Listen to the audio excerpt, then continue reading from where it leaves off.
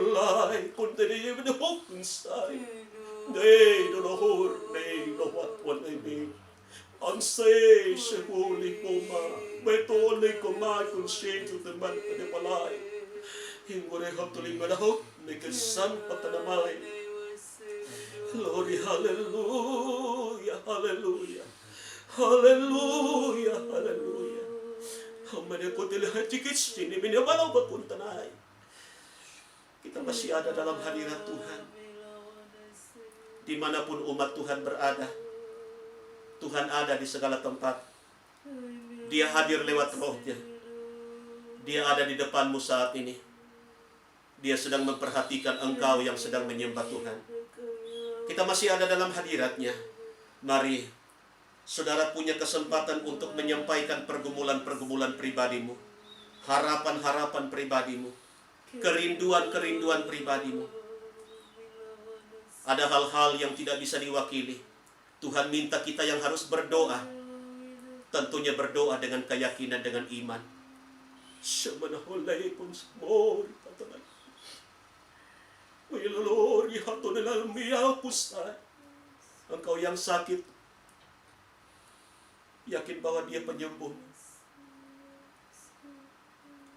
Engkau yang dalam kekelemahan, Tuhan sumber kekuatanmu. Engkau yang susah, Dia sumber penghiburan. Engkau yang sedang menghadapi masalah, Dia pasti akan membuka pintu. Dia membuka jalan sehingga engkau bisa keluar dari masalah.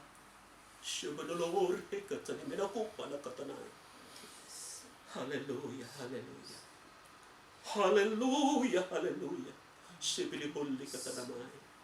Terima kasih Tuhan. Terima kasih Bapa, terpujilah nama-Mu Tuhan. Terima kasih Tuhan, terpujilah nama-Mu. Umat Tuhan, penyembahan dan doa-doa pribadi selesai. Mari disilakan duduk, kita menyanyikan satu pujian. Kita akan masuk dalam doa syafaat.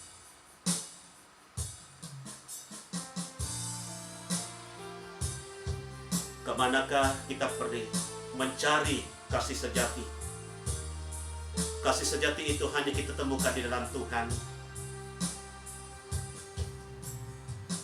Kemanakah kami mencari kasih sejati? Kemanakah kami berseru? Kemanakah kami berseru saat badai datang menderu? Yang kami tahu hanya Kau yang mampu pulihkan segala sesuatu. Kami perlukan keajaiban-Mu. Kami butuhkan sentuhan tangan-Mu. Kami tak dapat jalan sendiri. Kami perlu Kau Tuhan. Kami perlu Kau Tuhan. Kami perlukan. Kami perlukan. Kami perlukan. Kami perlu Kau Tuhan. Mari umat Tuhan, angkat tangan kita, arahkan kepada media yang kita pakai terhubung. Karena Tuhan mengingatkan kita lewat firman-Nya, 2-3 orang sehati berseru, maka doa-doa akan dijawab. Tuhan Yesus, kami datang mengucap syukur, kami berterima kasih, kami telah menyembah Tuhan. Kami percaya bahwa penyembahan telah naik menjadi hal yang menyenangkan hati Tuhan. Kami datang berdoa lewat syafaat kepada-Mu Tuhan, buat bangsa dan negara kami. Kami bersyukur bahwa Tuhan masih pelihara kami sampai saat ini. Itu karena anugerah Tuhan. Tetap kami usung ke atas mezbah-Mu bangsa kami. Berkatilah Tuhan. Di tengah-tengah penyelesaian masalah-masalah, pergumulan atas bangsa ini, termasuk penyelesaian masalah pandemi COVID-19, kami percaya bahwa Tuhan mendampingi pemerintah kami.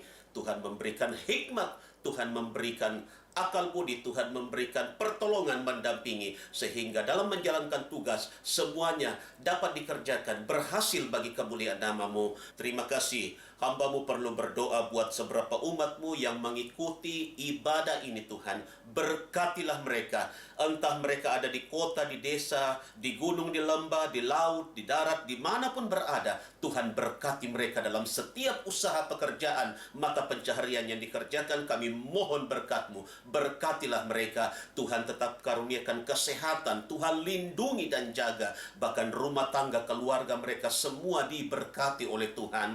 Kalau ada saudara-saudara kami yang terdampak COVID, baik itu yang terkena sakit penyakit, Tuhan sembuhkan dan pulihkan. Bersama dengan para medis sebagai garda terdepan, para relawan diberkati di dalam penanganan COVID ini Tuhan. Biar semua baik-baik saja. Imun tubuh mereka boleh Tuhan kuatkan, sehingga tidak ada lagi Tuhan penambahan korban. Terima kasih Tuhan, terpujilah nama-Mu. Kami berdoa Tuhan Yesus buat semua agenda kegiatannya akan kami kerjakan dalam hari-hari kami ke depan. Kami percaya kami milik Tuhan. Tuhan pasti akan menolong, memberkati. Kemuliaan, hormat, syukur hanya bagi nama-Mu. Kami juga berdoa Tuhan Yesus buat anak-anak kami dalam pendidikan. Tuhan buat berhasil. Walaupun hari-hari ini mereka belajar dari rumah dengan online, tapi kami percaya Tuhan juga mendampingi anak-anak kami. Kebutuhan, keperluan adakan siapkan. Bahkan dalam pergaulan Tuhan jaga. Sungguh hari-hari ini iblis coba ingin menghancurkan generasi anak-anak kami. Tapi kami berdoa Tuhan jaga, Tuhan lindungi. Biar anak-anak kami bertumbuh dalam kebenaran-Mu. Hormat kepada orang tua, berguna untuk kemuliaan dan kebesaran bagi nama-Mu. Yang mencari pekerjaan, Tuhan berikan pekerjaan yang terbaik. Bahkan yang susah Tuhan hibur, yang jatuh Tuhan angkat. Dalam peperangan iman Tuhan berikan kemenangan dan sukacita. Inilah doa, ini syukur harapan yang hamba-Mu persembahkan kepadamu, dan hamba-Mu alaskan syafaat ini di dalam nama Tuhan Yesus Kristus. Haleluya. Amin. Dan mari umat Tuhan, kita akan akhiri ibadah kita untuk kali ini. Saya jemput kita berdiri semua, kita nyanyikan satu pujian. Bagi Dia segala pujian, bagi Dia segala pujian, hormat serta syukur kekal selamanya. Bagi Dia segala pujian, hormat serta syukur lama-lamanya.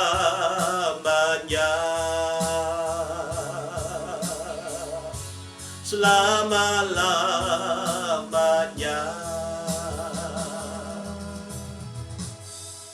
Kami mengucap syukur, kami boleh mengadakan ibadah secara online, dan kami percaya apa yang kami kerjakan di sepanjang ibadah sudah Tuhan memberkati kami. Kami sudah dilawat Tuhan, kami sudah dibekali. Terpujilah nama-Mu Tuhan.